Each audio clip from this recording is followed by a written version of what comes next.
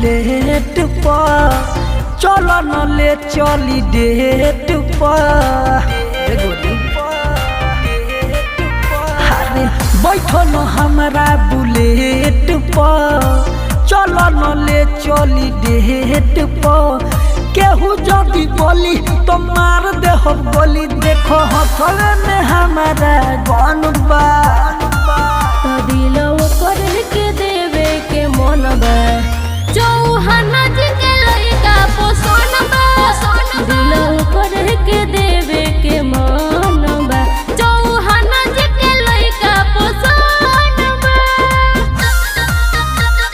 लइका पोसन बा। तो दिलो कर के देवे के मन बा, चौहान जी के लइका पोसन बा। अरे हमरो के बुझो नहीं गोरी ऑर्डिनरी, मन से न मनबू तो होई बड़ जोरी। तोहरा या ओकरा में बाटे इहे फरक, सोझा से हट तोरा बाप के ना हो सरक। का हमरो से बेसी ओकरा धन बा।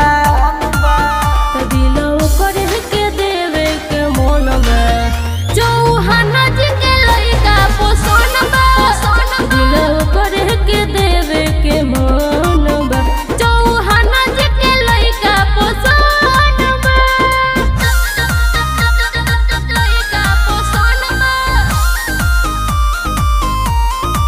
तो दिलो कर के देवे के मन बा, चौहान जी के लइका पोसन बा।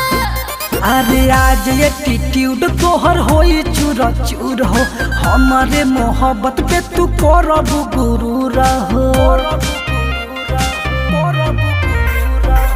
जानो तानी तोहर काय औकात बा, जबले अभिषेक चंदन हमारा साथ बा। नाम हमरो तो चंदन चांद बा।